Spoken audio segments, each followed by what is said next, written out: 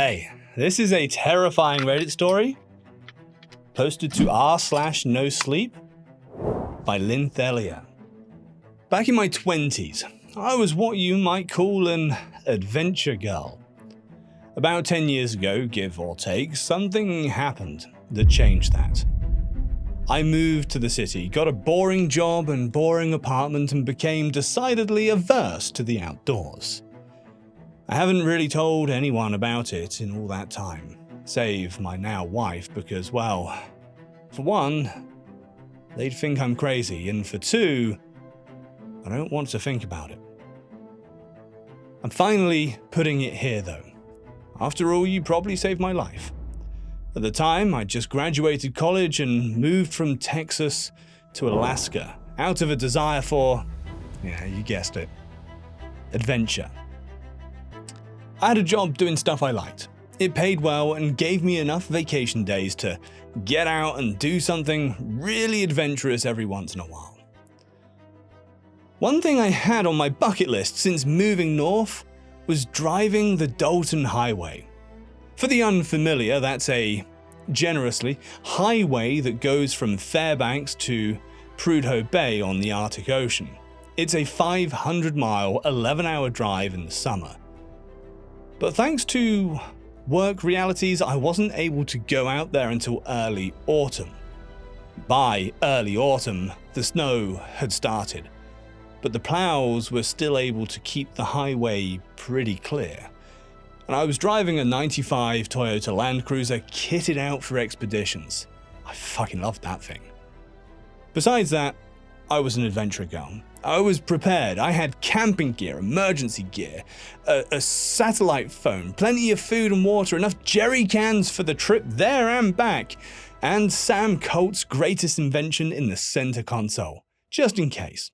For the unfamiliar, that's the 1911. I fucking loved that gun. I was planning to make the trip in 2 days, sleeping in the back of the Land Cruiser halfway. I had enough blankets to keep warm, and I had a nice comfy space back there that I could fit in. I'd have to drive slower because of the snow. I wanted to enjoy the scenery, and the sun was setting pretty early by that time of year. I had a good start that day, and the driving was fine.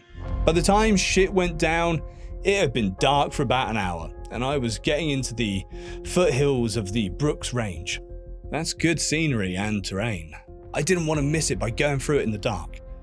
So I was just about ready to pull over for the night when I saw caution flashes up ahead. For the unfamiliar, a hard rule for any Alaskan is you always pull over when you see someone in distress on the side of a remote road like that, especially after the snow started. If they aren't prepared for an emergency, there is a very, very good chance you could save their life. So that's exactly what I did. I pulled over next to a Nissan SUV. Not as nicely kitted out as mine, but not all that bad either. I figured they were doing the same thing I was. Small world, right? By the jack under one axle and the wheel sitting next to the car, they'd blown a tire. What I didn't see, though, were the people. I got out of my Land Cruiser, crunching down into the snow, and looked around. There aren't a ton of trees that far north, but there are quite a few patches of evergreens that, while not quite forests, can be pretty dark and thick on a snowy night. "Hey!" I called, my voice going dead a few yards away, as sound does in the snowy woods. "Y'all need help?" No answer. Dead silence, save the faint clicking of the flashes from the Nissan. I shouted again, "Anybody there? I've got tools!" No answer. Dead silence. Now, I considered myself a pretty brave bitch back then, but I'll admit I was a little creeped out at this point. This vehicle definitely hadn't been there for all that long, but there was no one to be seen.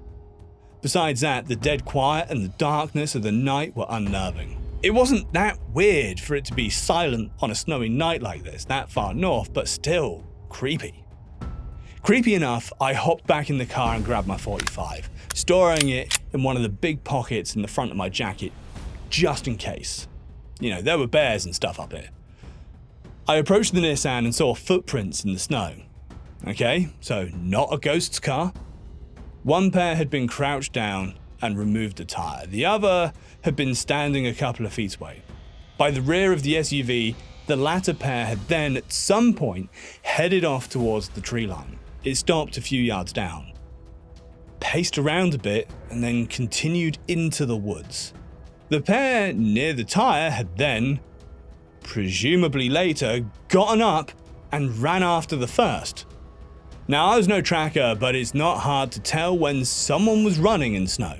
Now I was really creeped out.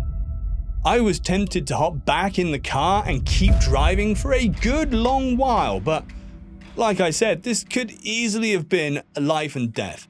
Besides, I had my 45. I could handle a grizzly. Probably. So off I went, following those two sets of footprints into the woods. It was fucking dark. But don't worry, y'all. I had a really nice flashlight. Surefire, baby. Adventure girl, remember? The dead quiet seemed to get even deader and quieter somehow as soon as I passed the tree line, as sound does in snowy woods. Probably the only thing comforting me that I hadn't gone deaf was the sound of my breath and my boots crunching into the snow. "Hey!" I called again, maybe 20 yards into the wood. "Is everyone alright?" This time, I got a response. It was a woman's voice, and it sounded afraid.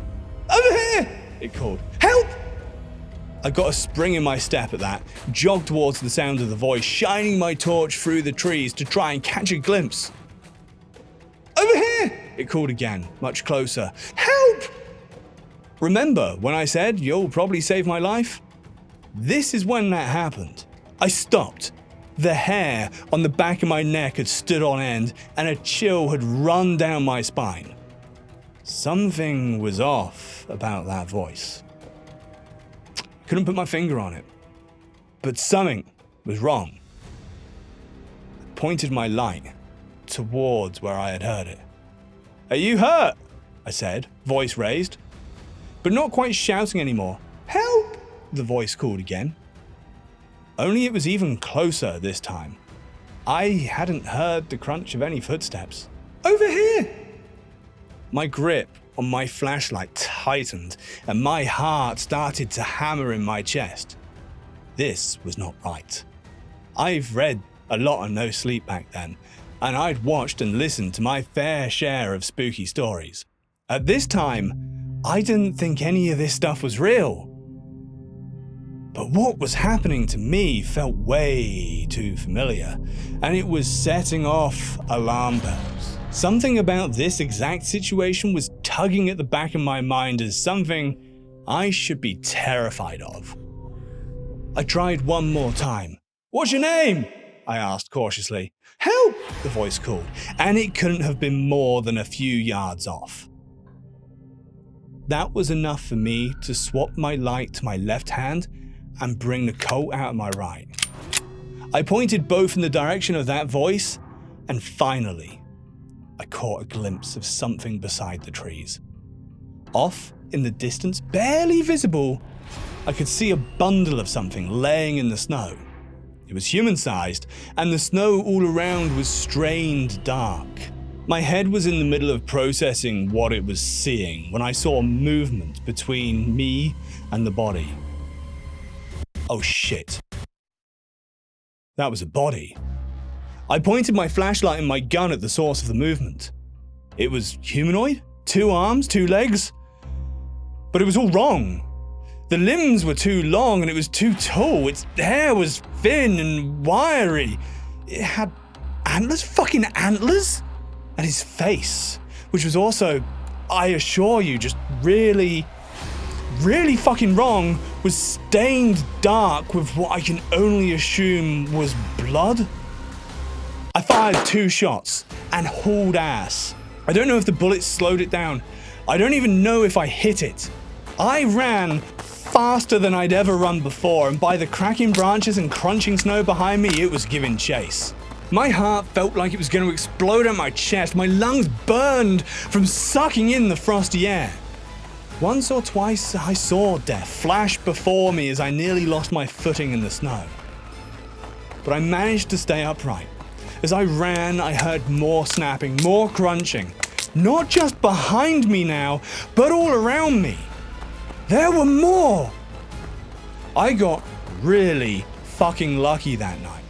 I was lucky to have spotted the body, lucky to have run just fast enough and not fallen on my face, lucky none of the whatever they were, I have a guess, but I'd rather not hazard it, were just a bit closer and faster.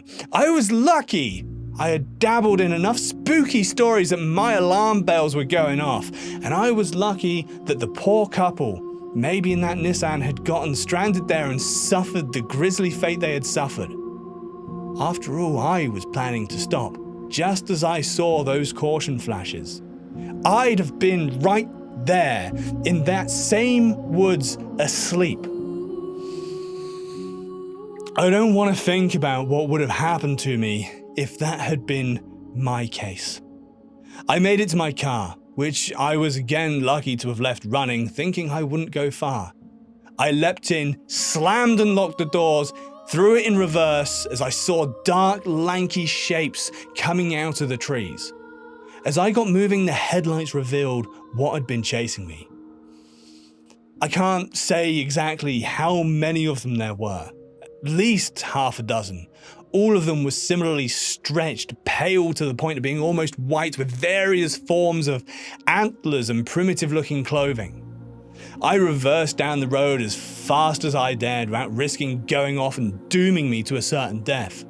For a good half mile, before I finally got the nerve to turn around. Then I flew down the highway all the way back to Fairbanks, only stopping once I found a nice, well-lit hotel in the middle of the city. The next day I was back in Anchorage. I thought about calling the state troopers. Someone was going to find the Nissan, probably find the bodies.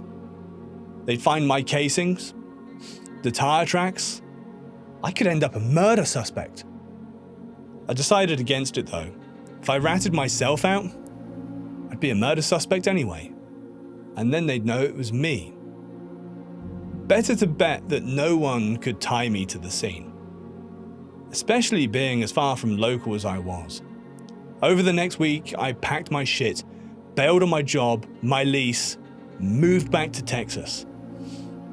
I never ended up with the police banging on my door, so I guess I made the right choice. I still have nightmares about those wrong, elongated things chasing me.